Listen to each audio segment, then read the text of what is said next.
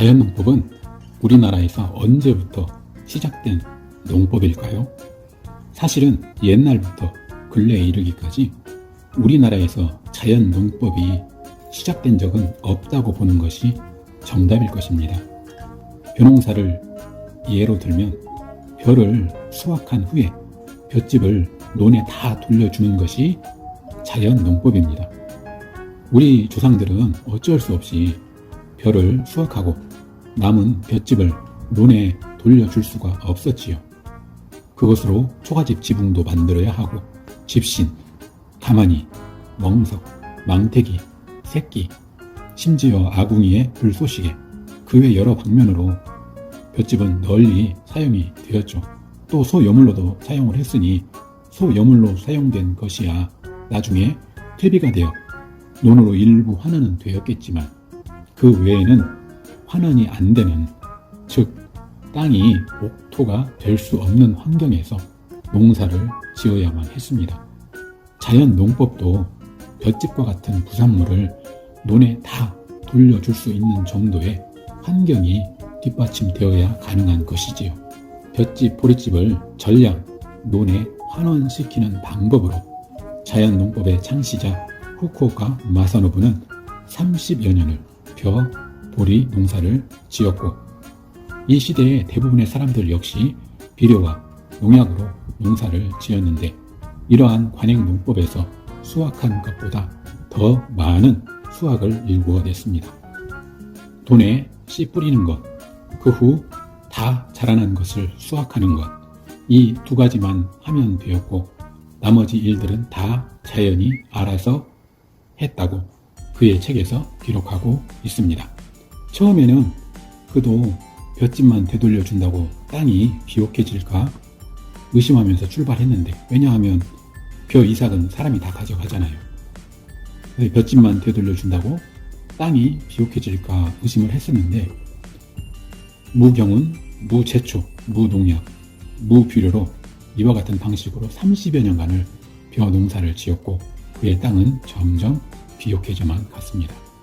물론 여기에 어느 정도 내공도 당연히 필요합니다.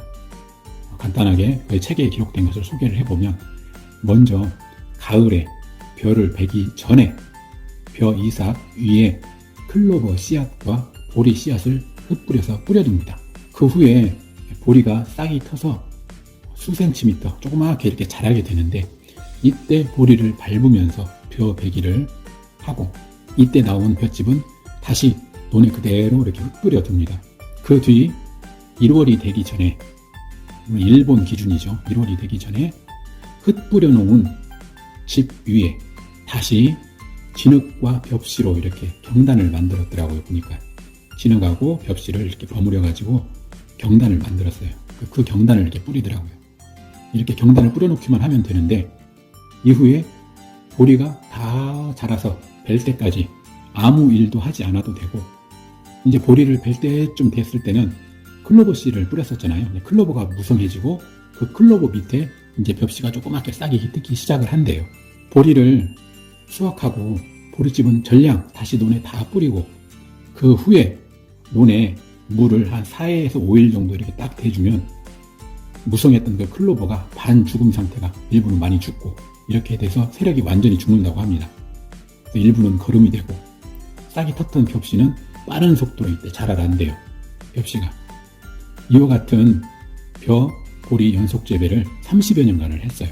이 말을 하는 것은 이렇게 농사를 짓자는 주장을 하는 게 아니에요. 지금 콤바인으로도 수확하고 다 모든 지금 우리나라의 농사는 다 관행 농법을 하고 있지 않습니까? 이렇게 농사를 짓자는 주장을 하려는 게 아니고요.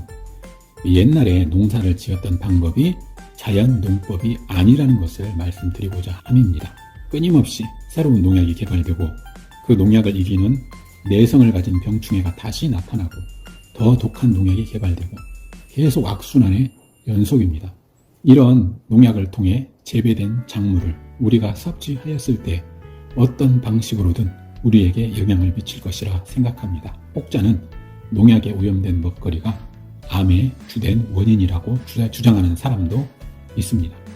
자연이 완전하다는 것을 확신하면 자연으로 돌아가는 자연농법에 길을 걸을 수 있을 것이고, 의심을 하면 자연을 정복하는 지금과 같은 관행농법의 길을 걷게 될 것입니다. 그렇게 그 길은 크게 두 가지로 갈라지지요. 많은 사람들이 자연농법에서 또 오해를 하는 부분이 있어요. 자연농법이 그냥 자연을 방치하는 걸로 생각하는 분들도 있는데, 자연농법은 자연을 방치하는 것이 아니라 자연을 시중드는 것입니다. 예를 들자면 텃밭에 해충이 있어요. 그러면 이 해충도 자연의 일부이니 그냥 둔다? 이런 개념이 아니에요. 해충을 잡기 위해서 그러면 열심히 해충을 잡고 돌아다닌다? 이것도 아니에요. 밭에 해충이 보이면 보일 때는 제거해줘야죠. 왜? 시중을 들어야 되니까. 하지만 해충을 잡기 위해서 뛰어다닐 필요는 없는 거죠. 내가 해충을 잡기 위해서. 무슨 말씀이신지 아마 이해를 하실 거예요. 또 한 가지, 단지를 조성해서 주택들을 많이 만드는데, 여기에 텃밭을 만들 만한 공간이 있다면 이제 텃밭을 만들게 되는데, 이 땅은 풀의 입장에서, 작물의 입장에서 보면 사실은 죽은 땅이거든요. 양분이 없기 때문에. 그래서 이러한 땅은 지나칠 정도로 유기물을 땅에 많이 넣어주고 시작을 해야 돼요. 왜냐하면 텃밭이 넓지 않기 때문에 유기물 넣는다고 해서 사실 어느 정도 비용도 들질 않아요. 하지만 내가 가지고 있는 땅이 몇만 평 이렇게 된다면 그 땅에 어떻게 다 유기물을 넣어주겠어요. 그럴 때에는 정말 5년, 10년을 기다려서 초생 식물들 키워가지고 비옥하게 만드는 그런 방법을 택해야 되겠죠. 그래서 처한 그 조건에 따라 다르다는 것을 우리가 또 알아야 됩니다.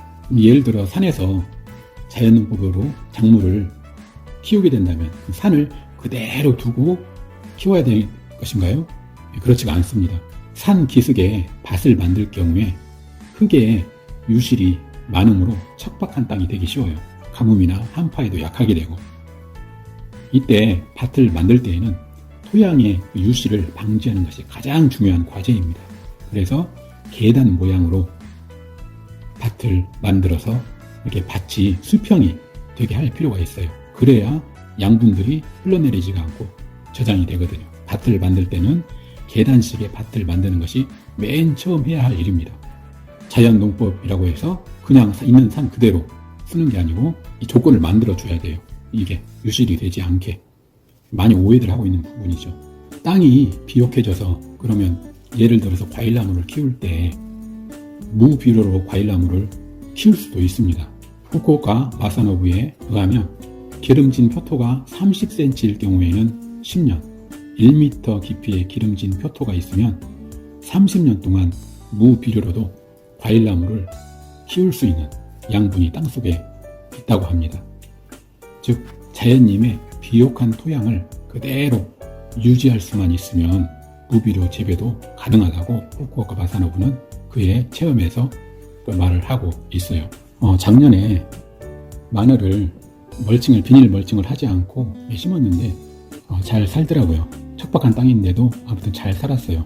그래서 작년에 실험을 한번 해본 데이터가 있기 때문에 올해는 양파하고 마늘을 비닐 멀칭을 하지 않고 바로 심었는데 정말 너무 편합니다. 이게 비닐을 칠 필요도 없고, 나중에 이것들이 자라면 또 비닐을 걷어줄 필요가 없고, 또 비닐 멀칭을 하게 되면 비닐 위에 올라가서 양파나 마늘을 심을 수가 없거든요. 근데 멀칭을 하는 게 없기 때문에 바로 땅 위에 올라가서 그냥 바로바로 이렇게 심는데 너무너무 편해요. 해보니까. 이 자연농법의 가장 큰 핵심 두 가지가, 하나는 쓸모없는 인력의 낭비를 막는 것, 또 한 가지는 정말 건강한, 정말 무비료, 무농약의 건강한 그런 작물을 재배하는 것, 이 큰 두 가지의 줄기가 있습니다.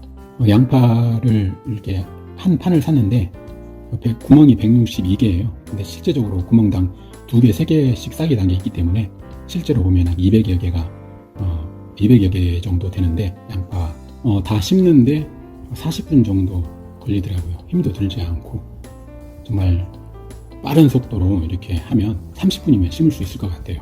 무지 심는데도 편하고 나중에 수확하는데도 편할 것 같습니다. 물론 멀칭을 한 양파가 얼어 죽을 정도의 추운 날씨가 되면 얘들도 뭐 죽을 수가 있겠지요. 결론은 알 수는 없겠지만 굉장히 편해요. 자연농법으로 조그만 텃밭을 좀 해보니까.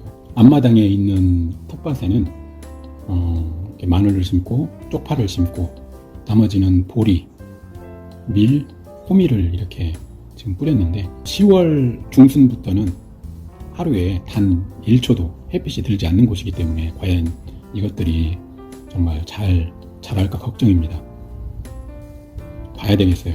이 옆마당에 있는 틀밭에는 마늘을 심었고 마늘 심는데도 되게 편하더라고요. 멀칭 안 하니까 그냥 바로바로 구멍 뚫어가지고 심었는데 참 편했어요. 또 멀칭을 하게 되면 나중에 그 비닐이 뜨거운 그 태양볕에 늘러붙거나 녹거나 뭐 이런 느낌이 좀 있거든요. 땅이 흡수도 될 것 같고. 그래서 아무래도 비닐이 좋지는 않겠죠. 굉장히 편하게 마늘을 심을 수가 있었습니다. 아무튼 편하다는 건 확실히 편해요. 자연농법으로 텃밭을 읽어보니까.